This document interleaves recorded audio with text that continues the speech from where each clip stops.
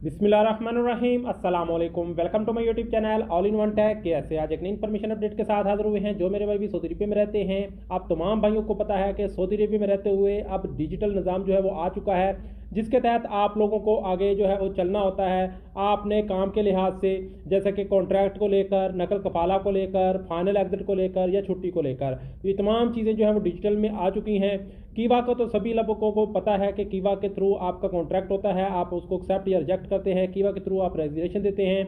तो कीवा पे मैंने काफ़ी वीडियोस ऑलरेडी बनाई हैं। अगर आपने मेरे चैनल पर विजिट नहीं किया तो चैनल को विजिट कीजिए, और सब्सक्राइब नहीं किया तो चैनल को भी सब्सक्राइब कर लें। अभी आपको बताने वाला हूँ कि कीवा में कुछ नई चीज़ें और ऐड कर दी गई हैं जो कि वर्कर्स के हक़ में बहुत ज़बरदस्त है, जो मैं आपके साथ इन्फॉर्मेशन शेयर करने वाला हूँ। आखिरी जो दो नई तरमीम की गई हैं वो आपके साथ जो है वो भी शेयर करूंगा, और बाकी जो ऑलरेडी मौजूद हैं उस पर मैंने वीडियो बनाई हुई है, जस्ट उसको थोड़ी सी इन्फॉर्मेशन उसकी मैं दे दूंगा। बाकी जो आखिरी दो तीन जो नई चीज़ें आई हैं वो आपके साथ मैं शेयर करूंगा, नकल कफाला को लेकर और कॉन्ट्रैक्ट को लेकर। तो जैसा कि आपको पता है कि सबसे पहले आपके सामने एक ऑप्शन होता था।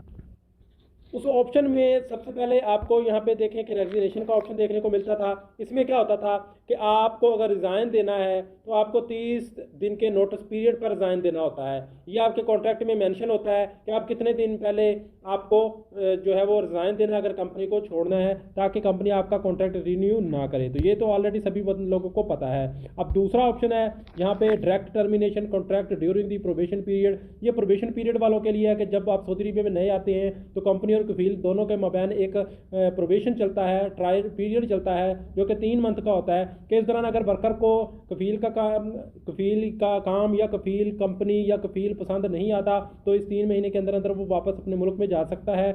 और अगर इसी सूरत में दूसरी इसकी सूरत है कि अगर कफील को आपका काम पसंद नहीं आता तो कफील भी आपको जो है वो 3 महीने के अंदर अंदर छोड़ सकता है। तो तीसरा जो था वो ये था कि जो कि म्यूचुअल एग्रीमेंट। अब ये एक नई चीज़ और भी है। म्यूचुअल जो एग्रीमेंट है, इसमें क्या होता है कि आर्टिकल 74 के तहत अगर आप दोनों पार्टी यानी कफील और वर्कर दोनों एग्री हैं कॉन्ट्रैक्ट ख़त्म करने में, तो आर्टिकल 74 के तहत वो अपना कॉन्ट्रैक्ट जो है वो ख़त्म कर सकते हैं। इसके अलावा जो और चीज़ें आई हैं वो भी आपके साथ यहाँ पे शेयर करता हूँ, जिसमें जो है वो termination of contract is expiration, यानी कि आप जो अपना कॉन्ट्रैक्ट है उसको टर्मिनेट कर सकते हैं। उसके बाद वर्कर रीच रिक्वायरमेंट, यानी कि अगर आप वर्कर कोई ऐसा वर्कर जिसकी एज 60 साल से ज़्यादा हो गई है, यानी कि कहते हैं कि एक सर्विस पूरी हो गई है, और वो इस आर्टिकल 74 के तहत वो भी वैक्सीनेशन कर सकता है। आगे बात करें termination of contract without legitimate reason, यानी कि बगैर किसी रीज़न के भी आप जो है वो टर्मिनेट कर सकते हैं। लेकिन इसमें क्या होता है कि आपको पेनल्टी के तौर पर जो है वो 1 माह की या 2 माह की पे जो फीस है वो देना पड़ती है। फीस कह ले, जुर्माना कह ले, वो आपको देना पड़ता है। उसके बाद transfer of ownership of the individual establishment new owner by worker.